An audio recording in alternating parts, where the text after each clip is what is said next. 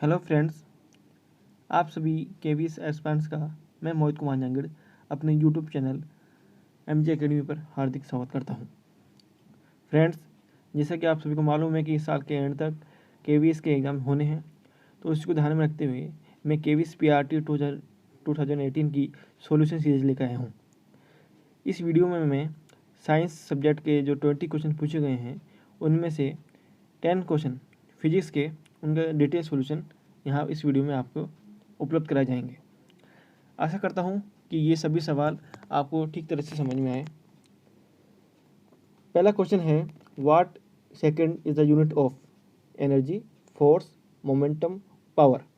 सबसे पहले हम देखते हैं जो वाट है वो equal two joule upon second होता है। वाट जो है वो पावर का ऐसे मात्रक है, तो पावर जो है वर्क अपॉन टाइम हमें सबको मालूम है। तो वाट इंटू सेकंड जो है वो इक्वल टू जूल है, और जूल जो है वो एनर्जी का ऐसा ही मात्रक है। इसलिए जो हमारा जो आंसर जो होगा वो ऑप्शन नंबर ए एनर्जी है। सेकंड क्वेश्चन है, at time T equal to zero a scooter has a velocity of 20 metre per second. यानी कि जो एक स्कूटर है उसका प्रारंभिक वेग टी इक्वल टू जीरो पर अर्थात यू जीरो वो 20 मीटर पर सेकंड है, और उसका जो एक्सलेरेशन है वो डाउन हो रहा है, जिसे हम साइंस की भाषा में रिटार्डेशन यानी मंदन कहते हैं। तो ए इक्वल टू जो minus centimetre upon second square. दोस्तों, सबसे पहले ये बात जान लें कि यहाँ पर जो है एक्सलेरेशन है वो सेंटीमीटर में दे रखा है, और हमें जो आंसर है वो मीटर में चाहिए। तो सबसे बड़ी जो गलती स्टूडेंट करेगा वो यहीं पर करेगा। तो सबसे पहले हम एक्सलेरेशन को मीटर मात्रक में चेंज कर लेते हैं, जो कि minus half metre per second square हो जाएगा। तो हम ये भी जानते हैं कि जो न्यूटन के मोशन के एक इक्वेशन है S equal to U T plus half A T square, इसमें फॉर्मूले पर हम सभी इनको मान रखेंगे, जो कि u इक्वल टू 21 है, t यानी टाइम जो हमारा 4 सेकंड में हमको जो आंसर ज्ञात करना है, और माइनस का रिटार्डेशन के कारण जो एक्सेलरेशन है माइनस के हाफ हो गया, और t जो यानी का स्क्वायर यानी कि 4 का स्क्वायर 16 है। तो जो आंसर है वो 84 माइनस 4 इक्वल टू 80 मीटर हमारे पास आंसर आएगा। ये क्वेश्चन जो है वो एनसीईआरटी क्लास की 9th क्लास के फिजिक्स में से मोशन चैप्टर से आया है।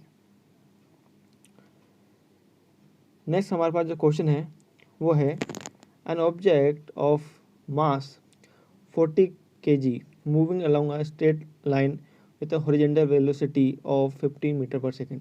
यानी कि एक ऑब्जेक्ट जिसका कि मास 40 kg है वो एक सरल रेखा के दौरान वो सरल रेखा के साथ साथ अपने हॉरिजॉन्टल वेलोसिटी में 15 मीटर पर सेकंड के वेग से जाता है, और टकराता है एक लकड़ी के स्थिर टुकड़े से जिसका कि मास 10 kg है। यहाँ पर ये बताया गया है कि टकराने के बाद जिनका जो वो कंबाइन हो जाते हैं दोनों, और सरफेस है वो स्मूथ है। तो आफ्टर द कोलिजन हमको दोनों की कंबाइंड वेलोसिटी स्ट्रेट लाइन के साथ ज्ञात करनी है। तो सबसे पहले हम इस सवाल में law of conservation of momentum का फॉर्मूला लगाएंगे। Law of conservation of momentum ये कहता है कि कोई भी दो ऑब्जेक्ट आपस में टकराते हैं तो उनके टकराने से पहले के जो संवेग है यानी कि मोमेंटम है, और बाद का जो मोमेंटम है वो संवेग संरक्षित रहता है। तो इस कारण m1 u1 plus m2 u2 equal to m1 v1 plus m2 v2। m1 जो है वो 40 kg है, यहाँ पर m2 10 kg है, u1 का मान 15 मीटर पर सेकंड है, और u जो है लकड़ी का u2 जो कि लकड़ी का ब्लॉक है वो 0। इस तरह इस कारण इसका जो वेग है वो 0 होगा। और यहाँ पर हमने जो है वो आफ्टर कोलिजन जो इनका जो कंबाइंड बॉडी हो जाती है तो उसका जो वेग है वो v1 और v2 के रूप में हमें v माना है। तो यहाँ पर हम फॉर्मूले जो बनेगा वो m1 u1 plus m2 u2 equal to v जो कॉमन ले लिया है, और m1 प्लस m2 हो जाएगा। इस पूरे फॉर्मूले पर हम यदि पूरा मान रखें तो आंसर जो हमारे पास एंड में वो v equal to 12 metre per second आएगा, जो कि ऑप्शन नंबर 3 होगा। नेक्स्ट क्वेश्चन है, an object of mass 10 kg is moving with the velocity of 5 metre per second. यानी कि 10 kg का एक ऑब्जेक्ट जो है वो 5 मीटर पर सेकंड के वेग से चल रहा है, और उसका जो वेलोसिटी है वो ट्रिपलाइट हो जाती है, यानी 3 गुना हो जाती है, तो जो उसकी काइनेटिक एनर्जी में चेंज हुआ है वो हमें ज्ञात करना है। देखने वाली बात ये है कि हमें जो ज्ञात करना है वो आंसर में परसेंटेज के रूप में ज्ञात करना है। सबसे पहले हम जो मास है m बराबर 10 kg है और v जो है हमारे पास 5 मीटर पर सेकंड है। हम सभी को काइनेटिक एनर्जी का जो फॉर्मूला याद होगा, इक्वल टू हाफ mv² होता है काइनेटिक एनर्जी का। v जो उसका वेलोसिटी और m उसका मास। तो यहाँ पर हम ये भी मालूम है कि जो चेंज ऑफ वेलोसिटी हुआ है, यानी v2 जो है वो v1 जो पहले की वेलोसिटी उसका ट्रिपलेट है, 3 गुना है। तो जो चेंज होगा वो half m1v2² minus half m1v1², यानी कि जो चेंज हुआ काइनेटिक एनर्जी में वो अपॉन पहले की जो काइनेटिक एनर्जी वो इंटू 100%। इस पूरे फॉर्मूले पर यदि हम मान रखेंगे तो आंसर जो होगा वो 9v1² minus v1² minus v1² हो जाएगा, और अपन v1 नीचे है ही मान, तो 8 इंटू 100%, यानी आंसर 1800, 800% हमारा आंसर होगा, जो कि ऑप्शन नंबर 3 है।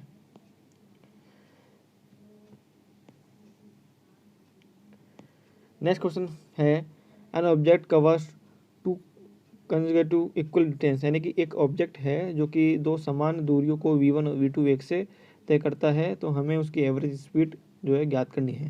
सबसे पहले एवरेज स्पीड होगी वो टोटल डिस्टेंस अपन टोटल टाइम हमें मालूम होना चाहिए, और यहाँ पर हमें माना है कि जो v1 वेग है उसको t1 समय में दूरी तय करता है, और v2 जो है उसको t1 समय में दूरी तय करता है, और जो इक्वल डिस्टेंस हमने d माना है। हमें मालूम है इस कि जो टाइम है वो डिस्टेंस अपॉन वेलोसिटी होता है, तो इस फॉर्मूले से हम t1 का और t2 का मान निकाल लेंगे। जो एवरेज वेलोसिटी है वो v equal to d1 plus d1 दो बार d हो गया, क्योंकि दोनों जो इक्वल डिस्टेंस है इस कारण 2d upon t1 plus t2। जो एवरेज वेलोसिटी है वो 2d अपॉन जो t1 और t2 को मान रखेंगे, तो आंसर जो होगा वो 2v1 v2 upon v1 plus v2 answer होगा, जो कि ऑप्शन नंबर 4 है। नेक्स्ट क्वेश्चन जो है वो इस पूरे फिजिक्स क्वेश्चन सीरीज का सबसे हार्ड क्वेश्चन है, थोड़ा कंसेप्ट वाइज क्वेश्चन है दोस्तों, थोड़ा समझने की कोशिश करिएगा। एक मीट्रिक टन, यानी एक मीट्रिक टन में, यानी कि हम देखें तो 10⁻³ kg होता है। सबसे पहले हमको ये मालूम होना चाहिए एक मीट्रिक टन में, तो 8 मीट्रिक टन का एक इंजन है, वो ट्रेन के 5 डिब्बों को, जिसका कि प्रत्येक का द्रव्यमान जो है वो 2 मीट्रिक टन है, उसको हॉरिजॉन्टल ट्रैक में खींचता है। यहाँ पर ये जो ट्रैक है वो स्मूथ है, और जो फोर्स लगा रहा है वो इंजन वो 3.5 इंटू 10⁴ न्यूटन का फोर्स वो लगा रहा है। तो हमें ज्ञात करना है कि जो वेगन फर्स्ट है वो वेगन 2 पर किस प्रकार का बल लगाएगा। सबसे हार्ड क्वेश्चन है दोस्तों, थोड़ा ध्यान से समझने की कोशिश कीजिएगा। यहाँ देखें तो इंजन का जो मास है वो 8 इंटू 10⁻³ kg हो गया, और जो प्रत्येक जो वेगन है उसका जो मास है वो 2 इंटू 10⁻³ kg है। सबसे पहले हम इस पूरे क्वेश्चन को समझने के लिए आपको एक उदाहरण में दूंगा। मानिएगा कि एक 50 kg के अनाज की बोरी है, उसको आपको कहें कि 10 मीटर दूर तक खींचना है, और एक बच्चे का वज़न जो है उसका 60 kg है और दूसरे का 50 kg है। दोस्तों यहाँ पर दोनों ऑब्जेक्ट दोनों बच्चों के वज़न को कोई फ़र्क नहीं पड़ेगा, फ़र्क पड़ेगा कि दोनों को इक्वल फोर्स से उस अनाज की बोरी को खींचकर 10 मीटर तक ले जाना पड़ेगा। यानी कि जो खींचने वाले का पिंड है, जो ऑब्जेक्ट है, उसका द्रव्यमान का महत्व यहाँ होता नहीं है, केवल जो है वो फोर्स लगा रहा है उसका महत्व होता है। तो यहाँ पर जो इंजन है और जो वेगन है, यहाँ पर ध्यान रखिएगा कि जो मोशन है उनके दोनों की सेम है, तो इस कारण जो त्वरण होगा यानी एक्सीलरेशन वो इंजन का और वेगन का सेम होगा। यहाँ पर इंजन के द्वारा जो फोर्स लगाया गया है वो होगा F equal to M A, जो फॉर्मूला होता है m इंटू ए, तो m का जो मान हमने रख दिया है 2। यहाँ पर जो मास लगाया गया है वो टोटल वेगन का मास है, तो प्रत्येक का 2 है, तो 2 मीट्रिक टन है, तो 5 वेगन का 10 मीट्रिक टन हो जाएगा, इंटू ए से फॉर्मूला है। तो यहाँ पर हम देखें तो आंसर जो है वो 4 इंटू ए आ जाएगा, तो ए का जो मान है वो 3.5 मीटर पर सेकेंड उसका हो जाएगा। यहाँ पर ए का मान एक्सेलरेशन का मान इसलिए निकाला है क्योंकि वो एक्सेलरेशन जो है वही इंजन का रहेगा, वही वैगन का रहेगा, क्योंकि ट्रेन स्मूथ ट्रैक पर जा रही है। अब दूसरी जो कंसेप्ट है वो समझने की बात है कि जो वैगन फर्स्ट के द्वारा जो फोर्स वैगन टू पर लगाया गया है, तो उसमें जो मास है वो वैगन सेकंड का भी, थर्ड का भी, फोर्थ का, फिफ्थ, इन चारों का वैगन का मास जुड़ के आएगा, जो कि 8 इंटू 3 kg होगा, यानी कि 8 मीट्रिक टन के बराबर होगा। तो इस फॉर्मूले पर यानी कि जो हम अंतिम जो आंसर निकालेंगे, तो जो फोर्स वैगन फर्स्ट के द्वारा लगाया गया है वो हमें निकालना है। तो हमें मास लिख ही दिया 8 मीट्रिक टन का, इंटू एक एक्सेलरेशन का मास हमने लिख दिया 3.5, जो कि आंसर जो आएगा सॉल्विंग के बाद वो 2.8 इंटू 10⁴ न्यूटन का आंसर आएगा। ठीक है दोस्तों। नेक्स्ट क्वेश्चन है, consider the following statement in the concept of lever of third order. हमारे जो KVSPRT का सिलेबस है उसमें टॉपिक है सिंपल मशीन, तो वहाँ से ये सवाल उठा के दिया है। यहाँ हम देखें तो सबसे पहले हमें थर्ड ऑर्डर का जो लीवर है उसके बारे में समझना पड़ेगा कि इसमें लोड जो और आलम्ब जो है उसके बीच में एफर्ट होता है, यानी कि L और F के बीच में E होता है, और इसका जो मैकेनिकल एडवांटेज है वो हमेशा 1 से कम होगा, ये इसकी कंडीशन है। तो हम यदि ऑप्शंस को तय करें, ऑप्शन देखें सबसे पहले, तो ए ऑप्शन है in the three levers of effort is in between the fulcrum and load, यानी कि बिल्कुल सही बात है कि जो फुलक्रम और लोड के बीच में एफर्ट होता है। सेकंड जो पॉइंट है, the mechanical advantage of the this kind of levers is more than 1। दोस्तों ये बात गलत है, बिल्कुल ये ऑप्शन होगा ही नहीं, क्योंकि हमें मालूम है जो मैकेनिकल एफर्ट है वो हमेशा 1 से कम होता है, यहाँ पर ये 1 से ज़्यादा की बात कर रहा है। और थर्ड पॉइंट है कि tweezer and human arm holding weight on the palm are example of lever of third order. ये बिल्कुल सही है, हमने लिखा भी है कि चिमनी जो और मानव जो भुजा है वो थर्ड ऑर्डर के लीवर्स की उदाहरण है। तो ऑप्शन नंबर 4 जो है हमारा आंसर होगा। नेक्स्ट क्वेश्चन है, an object is covering distance, ये भी मोशन का है। दोस्तों ये बात ध्यान रखने की बात है कि 9th फिजिक्स की मोशन चैप्टर से ज़्यादातर न्यूमेरिकल दिए गए हैं, तो यदि आप तैयारी करें तो उस चैप्टर को बहुत अच्छी तरह कर लें, उसके जो न्यूमेरिकल से वो अच्छी स्टैंडर्ड बुक से भी करने की कोशिश कीजिएगा NCERT के अलावा। सवाल दे रखा है कि एक ऑब्जेक्ट है कवरिंग डिस्टेंस करता है direct proportional to square of time, ठीक है, यानी S प्रोपोर्शनल टू T² है यहाँ पर। दोस्तों यहाँ पर मैंने इसको 2 मेथड से कराया है इस सवाल का सॉल्यूशन। पहला मेथड जो जनरल मेथड है, और दूसरा जो कि साइंस बैकग्राउंड के जिनको डिफरेंशियल आता है वो इसको आसानी से समझ सकते हैं। हम ज़्यादातर ध्यान जो है वो कॉमन स्टूडेंट को ध्यान में रखते हुए फर्स्ट मेथड पर ध्यान रखेंगे कि S प्रोपोर्शनल टू T² है, तो S इक्वल टू K, यानी जो हमने एक कांस्टेंट ले लिया है तो K T² हो गया। अब दोनों हम T का भाग दे देते हैं, तो S/T इक्वल टू KT हो गया। तो S/T जो है हमारा वेग और वेलोसिटी होता है, तो V इक्वल टू KT हो गया। और फिर से हम T का डिवाइडेशन करते हैं, तो V/T जो कि एक्सेलरेशन होता है, तो A बराबर K का मान हो गया, और K हमारे पास कांस्टेंट है, तो इसका हमारा ऑप्शन जो है वो 2 होगा, the acceleration of object is constant. Next question, ये भी हमारे साथ वेलोसिटी यानी मोशन का आ गया। इसमें ये कह रहा है, सबसे पहले आप ये ध्यान रखना कि if the distance time graph, देखो डिस्टेंस और टाइम ग्राफ हमेशा वेलोसिटी को बताता है।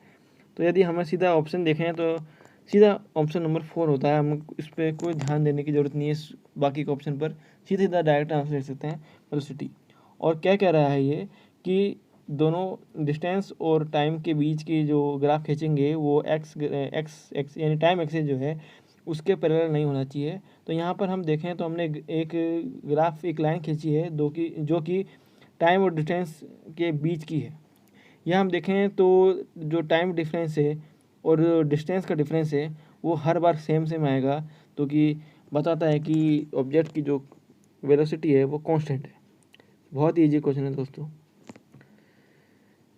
नेक्स्ट क्वेश्चन जो है वो, an object open jeep is moving on a straight path with a uniform velocity. A person sitting on the front seat a ball velocity upward after some time falls back in hand। Newton का जड़त्व का नियम ये कहता है जब तक कोई ऑब्जेक्ट जो है एक से उसी गति में चलता रहेगा जब तक कि उस पर कोई भारी बल हम नहीं लगाएं। तो दोस्तों ये हुए सारे 10 क्वेश्चन। आशा करता हूँ कि आपको ये सारे क्वेश्चन अच्छी तरह समझ में आ गए होंगे। हमारा जो नेक्स्ट वीडियो है वो बायोलॉजी, केमिस्ट्री और नेचुरल साइंस है। बाकी के 10 क्वेश्चन जो बचे हुए हैं उन पर आएगा। प्लीज़ चैनल को सब्सक्राइब करिए और बेल आइकन को दबाइए और इस वीडियो को अपने दोस्तों के साथ FB, WhatsApp and Telegram group में शेयर कीजिए। ठीक है दोस्तों, नमस्कार, धन्यवाद।